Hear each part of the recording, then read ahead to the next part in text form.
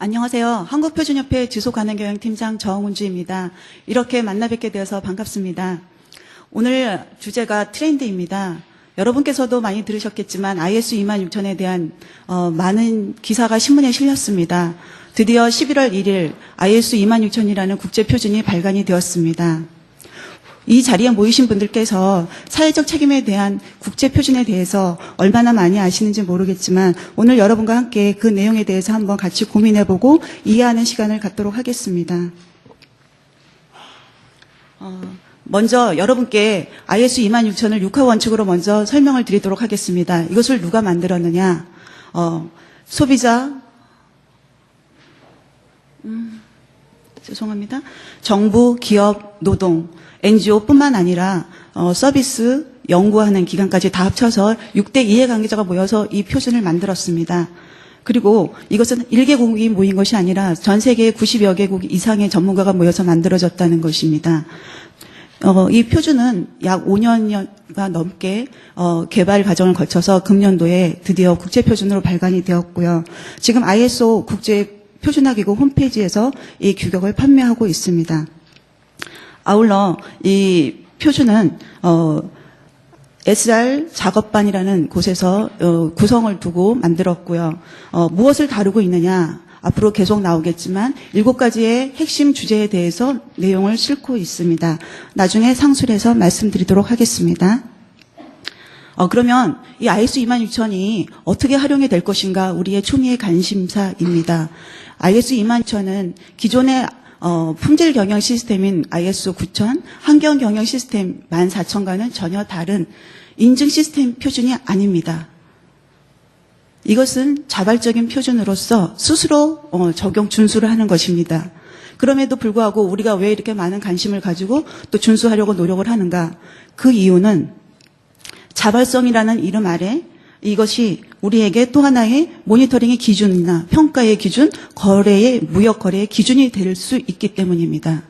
그리고 실상 이것이 또 작용할 가능성이 굉장히 높은 것으로 보여지고 있습니다.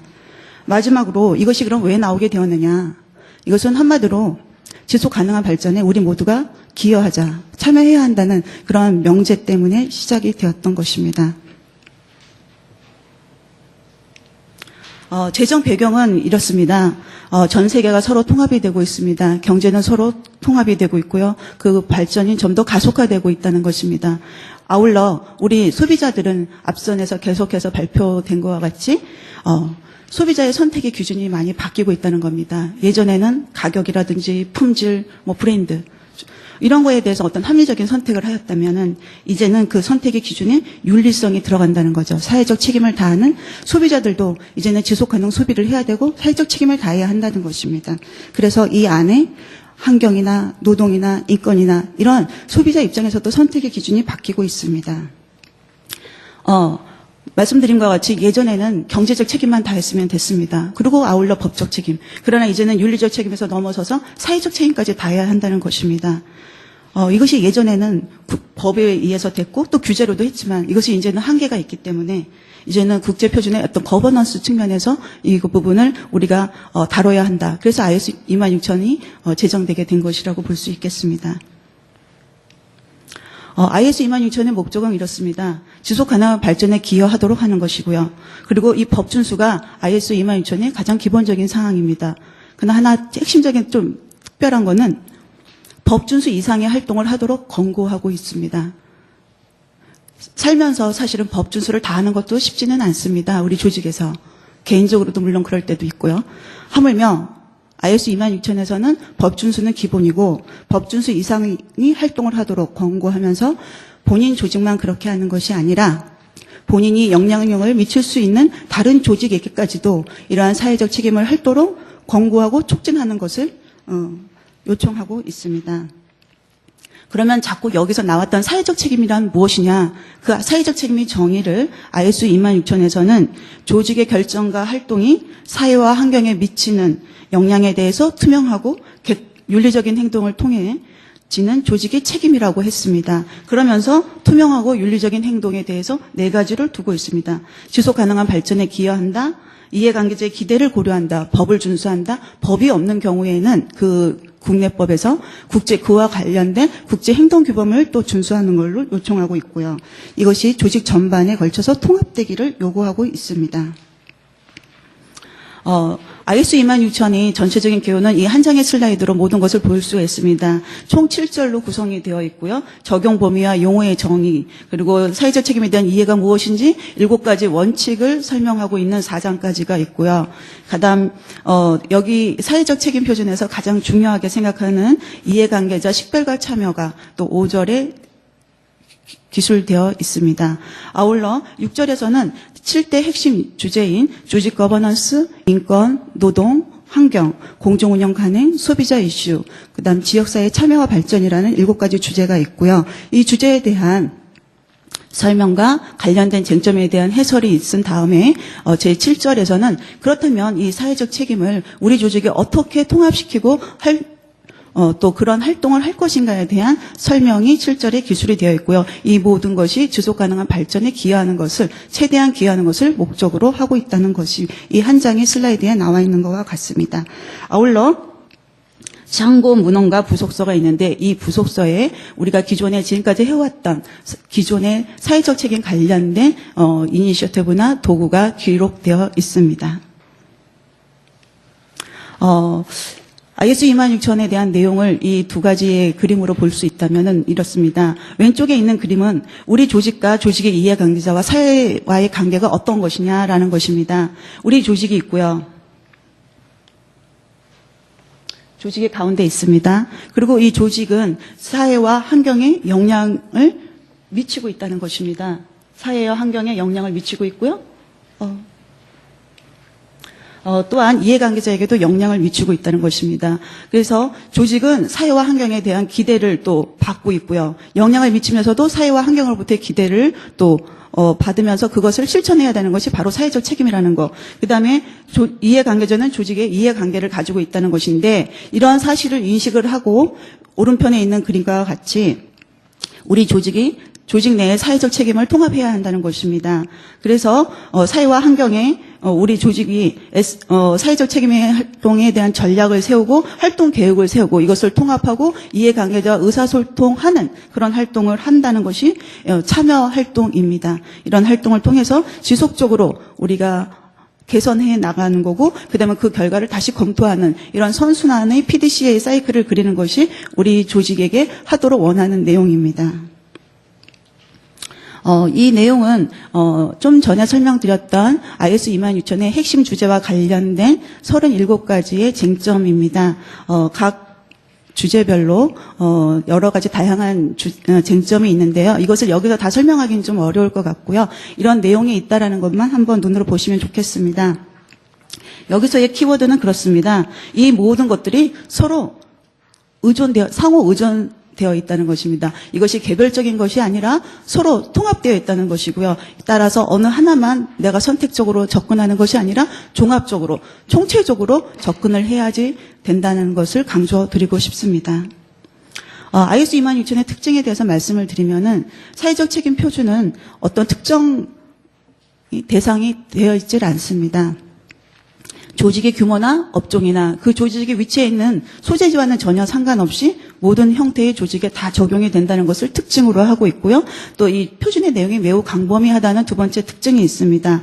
아울러 이 표준은 인증 시스템 표준이 아니라고 말씀드렸다시피 이 내용 자체가 그 해설을 한다든지 관련된 행동이라든지 기대에 대해서 이렇게 하도록 권고하는 내용으로 기술이 되어 있습니다. 그래서 어떤 무엇을 해야 한다라고 규정되어 있지 않고 무엇을 하기를 고려해라 내지는 이렇게 하기를 고려하라 권고하는 이런 형식으로 되어 있기 때문에 사실 이 내용을 보시면은 이것을 다 좋은 내용인데 이걸 우리 조직에 어떻게 적용해야 될지 하는 약간의 의문이 또 생기는 그런 지적도 받고는 있습니다. 이 표준은 아까도 말씀드렸다시피 그 활용 자체가 이 사회적 책임에 대한 우리 전 세계의 모든 조직들이 다 공통된 이해를 기초로 그것을 목적으로 하고 있고요. 그래서 거기에 관련된 어떤 지침을 제공하기 위해서 이 표준이 쓰이길 원하는 것이지 ISO에서 원래 만들었을 때는 이것이 어떤 인증이나 규제나 계약성의 요건으로 만들어지지는 않았습니다. 여기까지는 ISO 26000 개발자의 의도이고요. 사실 사용하게 될 때는 개발자의 의도와는 상관없이 활용될 수가 있다는 것이 또 하나의 또 특징이라고 할 수 있겠습니다. 이 표준 개발 정신은 자발성, 그다음에 법 이상의 또 이 활동을 준수하도록 한다는 거요. 그리고 이해관계자를 중시한다는 그 개념, 그리고 지속적인 개선을 특징으로 한다. 이렇게 말씀드릴 수 있겠습니다.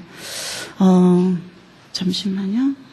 ISO 26000과 관련된 해외 동향을 한번 보겠습니다. ISO 26000이 보통 발간이 되면요. 보통 국제 표준이 발간됐을 때는 그것으로 끝나지만 이 표준은 특이하게도 그 이후에도 계속해서 이 표준이 지속적으로 활용되고 많이 보급될 수 있도록 각국의 국가표준화 기구에게 요구를 하고 있습니다. 그래서 우리나라에도 이제 기술표준원이 국가표준화 기구인데요. 거기에서도 이 SR과 관련된 그 위원회를 계속해서 구성을 하고 또 표준화 포럼을 운영하면서 이 사회적 책임 표준이 잘 활용될 수 있고 왜곡되지 않고 잘 이해될 수 있도록 교육을 한다든지 널리 알리는 일을 각국에서 하도록 요청을 하고 있다는 것입니다. 해외에서는 이 국제표준이 나오기 이전에 이와 관련된 유사한 개별 국가 표준을 만들고 있었던 것이 있고요. 여기에 기록되지 않은 다른 나라에서도 지금 국가 표준을 만들 계획을 가지고 있습니다. 이 국가 표준에는 국제 표준과는 달리 물론 이제 그 인증 표준이 있는 경우도 있습니다. 오늘 여러분께 이제 얘기를 드리기 위해서 그럼 IS 26000하고 우리 패션 업계하고 어떤 관계가 있을까 이 말씀을 드리기 위해서 자료를 한번 조사를 해봤는데요. 소비자의 행태에 대한 조사입니다. 미국의 이제 콘로퍼에서 조사한 내용을 봤는데요.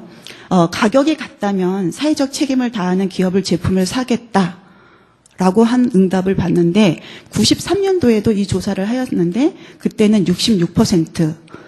같은 질문을 다시 2004년도에 했는데 이때는 86%, 20%가 상회했습니다. 물론 이것이 가장 최근에 죄송합니다.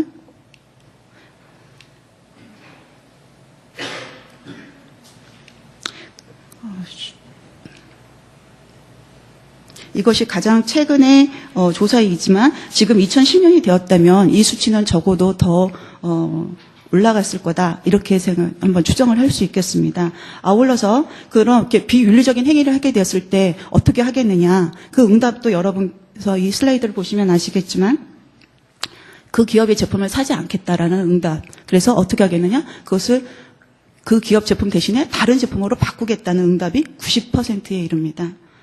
그리고 그 기업이 나쁘다는 것을 많이 알리는 그렇게 많이 알리겠다. 그런 것이 또 한 81%. 그리고 그 기업의 주식까지도 매각하겠다. 투자를 거부하겠다. 굉장히 높은 숫자로 대답을 하였습니다. 그렇다면 우리는 이렇게 소비자의 행태를 봤을 때에도 우리 조직에서는 ISO 26000을 정말 사회적 책임을 좀 우리 조직에 통합을 시켜서 활용을 해야 되겠다. 이런 생각을 할 수 있을 것 같습니다. 해외에서 이렇게 하고 있더라고요. 유명한 이제 필립스 같은 경우에는 IS 26000이 나오기 이전에 이미 이와 관련된 사회적 책임 활동을 해왔는데 이건 하나의 예시이니까 참고만 해주시면 되겠습니다. 그래서 협력사들이 많이 있는데 그 협력사들을 선정하거나 관리할 때 이런 식으로 어떻게 하고 있는지 그것을 일일이 체크를 하고 직접 그 기업에 조사를 가서 제대로 하고 있는지 확인하는 작업을 하고 있다는 것입니다. 우선 자료집으로 한번 내용을 보시면 되겠습니다. 이 내용 자체가 거의 사회적 책임 표준에 있는 내용과 유사합니다. 물론 이 내용은 그 기업의 실정에 맞게 또 그 협력사의 선정에 맞게 관리하는 기준에 맞게 조금 더 맞춤형으로 만들어진 거고요. 사실은 이것이 이제 ISO 26000 이전에 이미 이렇게 활동을 해왔던 거기 때문에 지금도 계속 끊임없이 수정돼 나갈 것이라고 생각을 합니다. 해외 사례를 한번 보겠습니다. HP라는 유명한 이제 컴퓨터 판매회사가 있는데요. 여기에서는 물건을 잘 만들어서 싼 값에 팔면 되는데 사회적 책임을 다하기 위해서 어떻게 하고 있느냐. 이 안에 들어가고 있는 희귀금속인 탄탈륨에 대해서도 공급자들에게 어디에서 이 제품이 들어온 것인지를 확인하고 있다는 것입니다. 왜 이런 작업을 하고 있을까요? 탄탈륨이 수출국으로 유명한 콩고 민주공화국이 독재 정권으로 유명하여서 여기 제품을 수입하게 되면 그 돈이 독재 정권의 운영에 사용될 수 있다는 것입니다. 그래서 HP의 이해관계자는 HP가 싸고 좋은 물건을 빨리 공급하는 것도 중요하지만 독재 정권에 도움이 되는 돈을 공급해주는 제품을 구매하지 않기를 원한다는 것입니다. 이해관계자의 시각을 읽고 그 내용을 적용을 하고 있는 사례라고 볼 수 있겠습니다. 그래서 이 탄탈륨이라는 금속을 공급하는 업체와 함께 HP도 역시 그 어떤 출처를 추적을 해서 그쪽에서 판매하는 제품을 구매하지 않는다는 것을 확약을 하고 우리의 소비자들한테 알린다는 것입니다. 사실은 HPI의 그 핵심 업무하고는 다르지만 이 정도까지 사회적 책임을 하기 위해서 노력을 하고 있는 모습을 확인할 수 있습니다. 또 하나의 사례는 프랑스의 유통업체인데요. 유통업체는 제조사의 물건을 갖다가 진열을 해놓고 물건이 잘 팔리도록 하면 되는 것입니다. 그럼에도 불구하고 이 업체에서도 역시 그 제조사가 물건을 만들 때 제품의 생산이나 소비나 폐기 모든 전 과정에서 온실가스 배출량을 줄이도록 어떻게 하고 있는지를 설명하고 그 자료를 제출하도록 요구하고 있다는 것입니다. 이 사실은 우리 유통업체에서도 온실가스 배출을 줄이고 녹색 친환경이라는 중요한 개념을 우리 소비자에게 어필을 하고 실제로 본인들 기업들조차도 그런 활동에 앞장서겠다는 것을 천명하는 것이라고 볼 수 있겠습니다. 이런 사례는 상당히 많이 있고요. 네슬레는 여러분이 잘 아시는 유명한 그 식품 영양 관련된 식품 회사지 않습니까?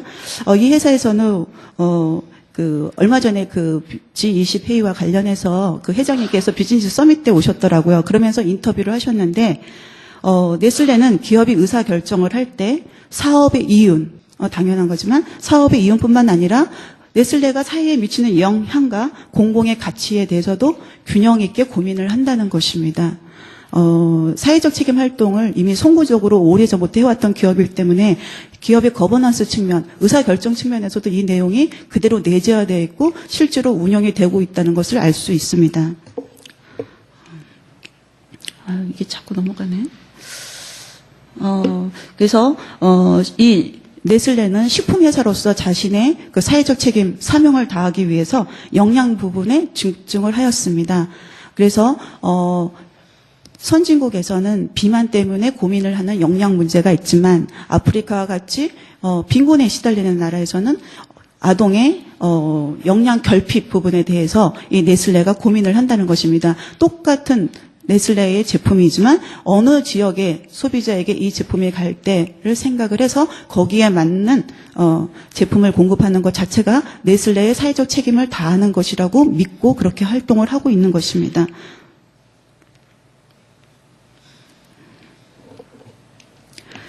필립스입니다.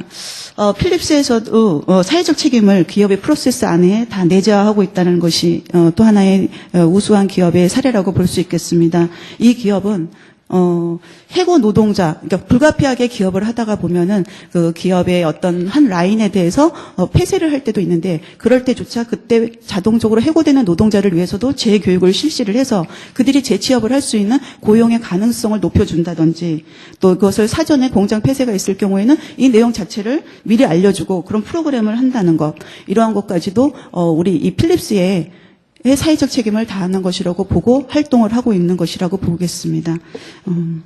해외 사례를 잠시 하나만 더 보겠습니다.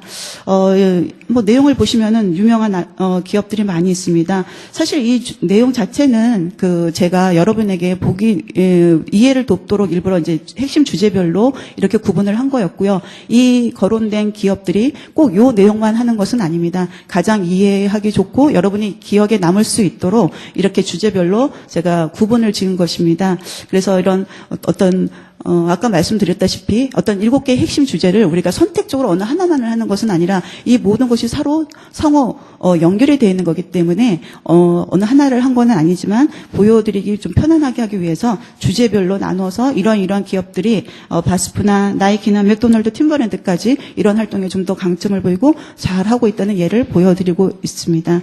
그래서 이러한 제조사들이 또 스타벅스 같은 경우는 커피를 파는데 아무리 비싸더라도 공정무역 인증 커피를 판매를 함으로써 그것을 소비하는 소비자들이 나도 공정무역에 기여를 하고 있다. 그런 어떤 자부심을 느끼게 하고 그럼으로써 스타벅스의 매출도 더불어 상승하는 그런 윈윈이 활동을 하고 있는 것을 볼 수 있겠고요. 이제 오늘 마지막 자료는 이렇게 패션 협회와 관련된 자료를 한번 찾아봤습니다. 이 주제에 관련돼서는 제가 이제 내용을 잘 알지를 못해서 관련된 자료를 좀 한번 부탁을 드렸는데 PT 시험 연구원에서 지속 성장형 그린 섬유 패션 산업의 국제 표준 대응이라는 연구를 하였습니다. 그래서 이 자료를 제가 한번 도움을 받았는데요. 오늘 여러분께 이제 말씀을 드리도록 하겠습니다. 해외에서 그런 섬유에서는 어떤 활동을 하고 있는가 하고 봤더니 아디다스, 갭, H&M 보니까 어떤 탄소 배출량을 줄이기 위해서 그런 활동을 많이 하고 있었습니다. 그래서 환경 경영 시스템을 도입한다든지 우리가 보다 잘했던 공정 어떤 프로세스에서의 처리 기준을 그것을 베스트 프랙티스로 두고서 다른 라인에도 그것을 접목하는 그런 활동들을 하고 있는 것을 눈으로 확인할 수 있었습니다. 그래서 제가 오늘 이제 이 자료 자체는 저보다 여러분들께서 더 많이 내용을 아실 거라고 생각을 하고요. IS 26000에 대해서 저는 이렇게 말씀을 드리고 맺고 싶습니다. 사회적 책임에 관련한 국제 표준이 이제 나왔다고 하더라도 우리 자체는 이미 그 전부터 사회적 책임에 관련된 많은 관심과 이해와 그런 또 활동을 해왔습니다. 다만 국제 표준이 나오기 전과 후가 무엇이 다르느냐 그런 것은 지금까지는 개별적인 주제와 관련돼서 활동을 해왔거나 어떤 인증을 받아왔거나 아니면 기업 주체적으로 어떤 CEO의 철학이라든지 소신이라든지 아니면 나이키와 같이 어떤 특정한 사건과 계기가 있어서 했던 것이라면 이제는 국제표준이 나오면서 좀 더 종합적으로 통합적으로 우리가 해야 한다는 것입니다. 왜? 지금 먼저 시작하게 됐을 때 우리 조직이 차별적인 경쟁력 우위를 확보할 수 있기 때문이며 또 하나는 오늘 우리가 앞전에 발표에서도 많이 들었다시피 이제 경영 패러다임이 바뀌고 있고 이미 바뀐 것입니다. 더 이상 속이거나 안 좋은 방법으로서 가격만으로서 눈 가리고 아웅하는 식으로는 더 이상 설 자리가 없다는 것입니다. 이제 우리 소비자들이 변했고 그들의 가치 기준이 변했습니다. 좀 더 가격이 비싸더라도 같은 건 또 가격이 같으면 당연히 사회적 책임을 다하는 것이고 오히려 가격이 좀 비싸더라도 사회적 책임을 다하는 기업의 제품을 사겠다라고 약속하고 실천하는 소비자들이 굉장히 많이 있고요. 그러한 또 실천하시는 CEO분들도 많이 있다는 것입니다. 아울러 우리나라는 수출을 위주로 하는 기업이기 때문에 더더욱이나 글로벌 공급망 관리 차원에서 바이어들이 요구할 때 우리 스스로 조직의 사회적 책임 준수는 이제는 선택이 아니라 필수라는 것입니다. 따라서 사회적 책임 표준을 이제 누가 시켜서 억지로 하는 것이 아니라 우리 조직이 우리 전략에 맞게 우리 핵심 역량, 우리의 특성에 맞게 좀 더 스마트하게 이 내용을 집어넣어서 나를 위해서 우리 조직을 위해서 그리고 더 나아가 우리의 소비자와 지속가능한 발전을 위해서 이 사회적 책임을 통합시켜서 활동해 나간다. 이런 자세를 가지고 IS 26000을 바라봐 주시면 고맙겠습니다. 마지막으로요. 저희 표준협회에서 그래서 이 기술표준원과 같이 사회적 책임에 관련된 여러 가지 활동과 연구를 해왔습니다. 아울러 금년도에 IS 26000 이행 수준의 자가진단 체크리스트를 개발을 하였고요. 지금 아직 최종안이 나오지는 않았지만 금년 안에 이 내용이 나오게 되면 지식경제부의 지속가능경영 포털 사이트를 개설을 할 겁니다. 이 안에 그때 이 자가진단 체크리스트를 웹상으로 구현을 해서 무료로 누구나 와서 자기 조직의 IS 26000의 이행 수준이 어떤지 체크해보고 향후 우리가 어떤 방향으로 나아갈지 무엇이 부족한지를 진단할 수 있도록 그렇게 계획을 하고 있습니다. 이 내용은 진단 체크리스트와 관련된 내용이고요. 자료집을 한번 대체해서 보시면 되겠습니다. 그래서 이제 그 체크리스트와 관련돼서는 총 1000점 만점에 우리 이제 지금까지 프로세스와 성과 부분들을 나누어서 여러분이 스스로 우리 조직이 프로세스는 지금 18단계로 나눠져 있는데 우리 조직이 어떤 단계에서 강점이 있고 약점이 있고 그리고 성과 부분에서는 7대 핵심 주제가 있는데 어느 부분을 잘하고 어느 부분이 부족한지를 체크해 볼 수 있는 그런 기회가 될 수 있을 것이라고 생각합니다. 그래서 아무쪼록 그 ISO 26000이 우리의 어떤 규제라는 측면이 아니라 우리가 스스로 더 잘할 수 있는 혁신의 기회로서 우리의 경쟁력을 차지하는, 경쟁력을 높이는 그런 기회로서 받아들여 주시고 또 그렇게 활동을 해주시면 좋을 것 같습니다. 경청해 주셔서 감사합니다.